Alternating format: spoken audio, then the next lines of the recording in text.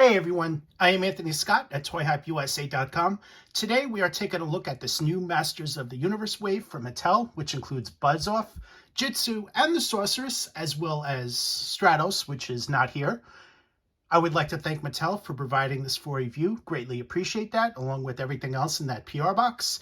The figures are packaged on the standard blister card, which is retro inspired from the 80s. Loving the artwork there. From the back, it looks like the Masters of the Universe logo is bursting out of the rocks. So they did a phenomenal job on that, as you can see there. On the front of the packaging, you also see the modern posing retro play logo, as well as the Mattel logo right there on the bottom. Behind each figure is a mini comic, which is all the same there. And that is Challenge of Jitsu. So we're going to be taking a closer look at that mini comic as well. On the back of the packaging is artwork for all three figures there. So look at Buzz Off, Jitsu, and the Sorceress. The artwork is all different on all three figures. And just below that is a demonstration of how the features work, such as the wings, the twist feature on Jitsu, and the Sorceress. You can spread her wings and twist into powerful battle positions. To the right of that are some additional figures, including He-Man, Skeletor, and the figures offered in this wave. Again, which includes the Sorceress, Buzz Off, Stratos, and Jitsu, which is indicated as it's new for 22. There's a closer look at that. So what I'm going to do now is open these up and let's take a closer look. Here's your in-hand look at Buzz Off. If you had the one from the 80s and from the one from Masters of the Universe Classics, which is the last time we saw this character, you basically know what to expect as far as the character design, while this one pays tribute to the one that came in the 80s, and it's a phenomenal update given the updated articulation, the overall design of the character, including the wings, the cybernetic wings up there on the back. The head sculpt, phenomenally done. He has that bead likeness very well with those big bug eyes there. And those little stingers on his teeth. He also has those antennas on top, which is something that the one from the 80s didn't really have. There was more like little lumps. But with these are full-on antennas. And as you can see, there's a little bit of sculpted texture on those as well. I personally like the updated antenna. I think they did a phenomenal job on that. So the character comes in his yellow stripe with a black chest. And you also should see the sculpted texture right there on the black. Let's bring that in a little bit closer so you can get a good look at that. See those sculpted textures right there. The cybernetic wings can swivel as shown. And they are sculpted together, so you can spread them apart in 4 different ways. I kind of wish you could, because that would definitely be cool, but just like the 80s release, you can't do that. And you also see those sculpted textures right there on the back. However, on here, where I'm assuming this should be painted in black, they just left in yellow, as this piece is the one that's connected to the wings right there.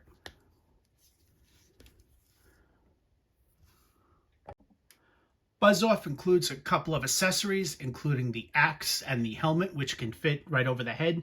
And I'm going to demonstrate that in a few moments. But first, let's look at the mini comic. He also comes with a sheet of instructions showing which parts are removable, and you can swap it out with other Motu Origins figures and Masters of the WWE Universe, which after Series 8 is finished. So just know that all those parts are compatible right there. You see you can remove the head, the arms, and the boots right there. And the hips right there. But the mini comic is called Challenge of Jitsu. And in this comic, this is the first encounter that Stratos, Buzz Off, and He-Man has with Jitsu. kind of reimagining the story. Doesn't follow the cartoon at all. Here's a look at the front page. Jitsu's right there.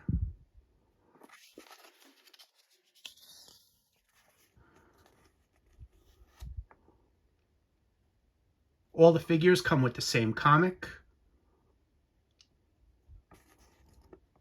So here they are battling Jitsu. Jitsu takes out Buzz-Off and Stratos, fights He-Man.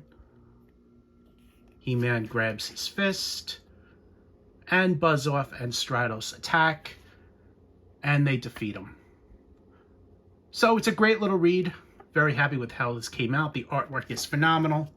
And of course, the back of the mini comic gives you a look at the rest of the figures that are available in this wave, including the Sorceress, Buzz-Off, Stratos, and Jitsu. And it also shows you the 2020 releases of He-Man and Skeletor. So, as I said a moment ago, the helmet fits on his head, and you see where these antennas are up here. There are a couple of holes right on top of the helmet here, and you just fit those through the antenna,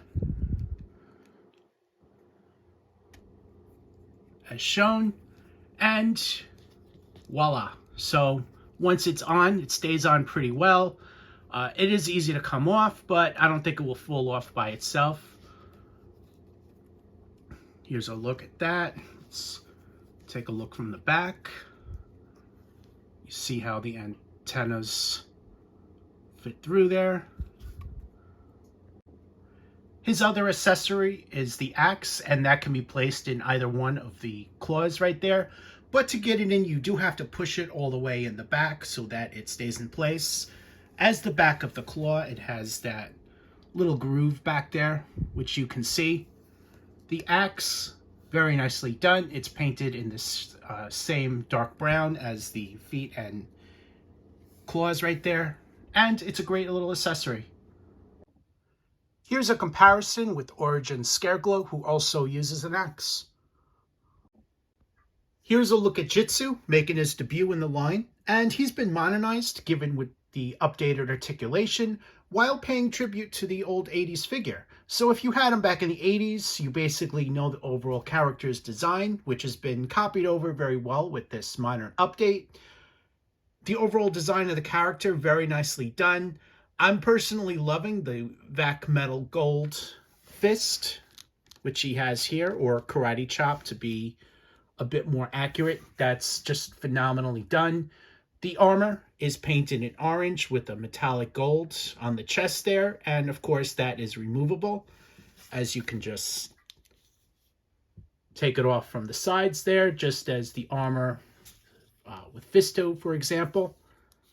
He's also given a black belt and a orange loincloth, which you see there. The boots are in black with metallic gold deco right above there.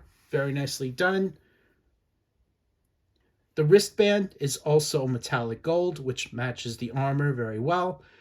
And again, the only part of him that's given the vac metal is the glove, the fist, whatever you want to call it. That's just phenomenally done. Just look at that great attention to detail there. I'm loving the fact that they stuck with the vac metal. I think for this particular character, that's extremely important. And I know that it probably cost Mattel a little bit more to do it, but overall, I think he really needed it. It really does call for it and really brings out the great look for him. The head sculpt, very nicely done. That's been modernized, and they did a really good job there. The facial details, the sculpted beard, the mustache, and of course the hair is all in black. And you also see a little bit of a ponytail right there on top.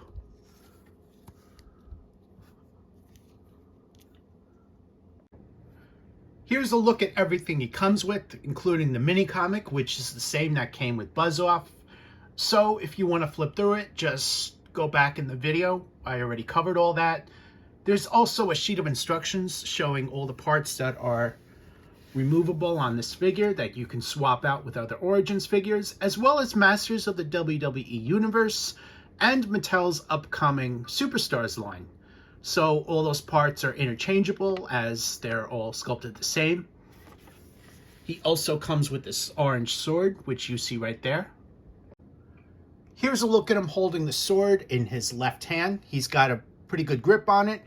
However, just know that the sword could fall off rather easily if it is hit by your hand or something. So it's not securely in there, but it does stay on pretty well. And of course, he only comes with the one hand, while this one comes with the vac metal glove. Here's a comparison with his arch nemesis Fisto, which he comes with a closed fist there, while Jitsu has the open karate chop. If you were a child of the 80s like I was, odds are you may not have had Sorceress. I know I sure didn't, as she came later in the line, and supposedly she was a bit harder to find. So getting the Temple of Darkness Sorceress that came with Castle Grayskull, which was great, but this one is definitely going to be a bit more memorable to you guys, especially in these the white, the blue colors with the orange wings in the back. Personally, I'm very happy to have her now rather than later in the line, and she is beautiful. I remember looking at a bunch of these in stores the other day while I had it in hand from Mattel, of course, and the paint apps on this is just so phenomenally done. Great facial details. The bird hat on top of her head there, very nicely done. Even the gold around her face, which you see there, that gold helmet. And of course, as I said, the bird hat, very nicely done. Great attention to details, especially on the painted eyes and the nose. I couldn't be happier with how she came out. There's also sculpted feathers, which you see there, with a little bit of texture. I think you should be able to see that on camera, all those textures back there. The wings are painted in orange, and on the back you see the bottom of it is blue, whereas on the front, all you see is the orange right there. But the back of the wings, you really see that great deco right there. And of course, these can swivel up as shown, just like the Temple of Darkness version, so that's definitely a plus there. Her boots are also in a light blue with white, which you see there. These are also very nicely done. Very happy with how this came out. Included with Sorceress is her staff, the same mini comic that came with Buzz Off and Jitsu, as well as Stratos, which I don't have in hand. And there's also a sheet of instructions showing which parts of the figure are removable. The staff is the same as the one that came with the Temple of Darkness version that came with Castle Grayskull. And again, this is white, and there's some really nice sculpted details right there on top where you see the bird. That's very nicely done. Let's bring that in a little bit closer so you guys can see. The staff can also be held in one or two hands, and let's demonstrate that. So, for example, you could just attach it right there. And she's got a really good grip on it, so it's not going to fall out too easily, such as Jitsu's sword could fall out. But on this one, the staff won't if it's in both hands. That's definitely a plus right there. Here's a comparison of both the Sorceress figures that are available right now. Of course, the Temple of Darkness Sorceress is offered in the white outfit. And again, she came with Castle Grayskull. So if you have Castle Grayskull, obviously you have her. And if you don't, you will need to purchase Castle Grayskull to get her. The new version is given the updated knees, and you see the difference in the knees. This is actually the first time that I have a female figure with the updated knees, as I have Tila and Eva Lynn with the older knees, such as the ones with Temple of Darkness Sorceress. So getting it in hand, I can really see the difference between the knees. The updated knees are obviously much better visually, and while it gives the same point of articulation, there's no difference there. It's just looks better in my opinion, better made, and again, it's just a much more visual look. And of course, the back of the figures. Here's the difference of the wings back there, the Temple of Darkness Sorceress. You can see the figure right through the wings, while the new version you cannot. Here's a comparison with her daughter Tila, and you see the difference on the knee joints on this figure as well.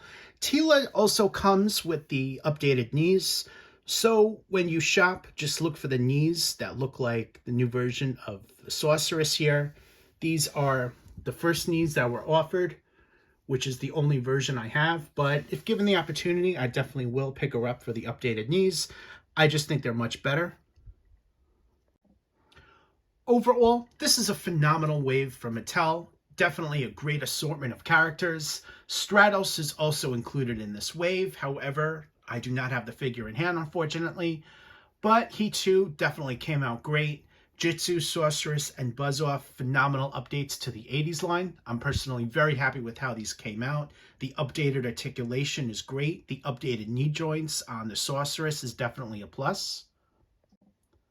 Also, finding these figures in stores is definitely a lot easier compared to other lines from other companies. Even the store exclusives, I've had almost no trouble obtaining those. So that's definitely a plus right there. Mattel said at the beginning of the line they will make these in abundance, and they definitely kept to the word. There's a ton of these on store shelves, and that definitely helps with distribution and, of course, finding these figures. So there's, again, a lot of pluses in this line. I, for one, am definitely thrilled with it. It's really one of the best Motu lines that we've ever gotten. Of course, I could say that about Motu Classics as well. That was definitely a treasure trove right there. But Origins pays homage to the 80s line with the updated articulation and some updated details. So this brings back a lot of nostalgia for me, and I, for one, am very thrilled with each figure that comes out. And this wave is a perfect example of that. Thank you to Mattel and the Masters team for sending these along for review. Greatly appreciate that. I am Anthony Scott at toyhackusa.com. Thank you so much for watching, and stay tuned for more coverage.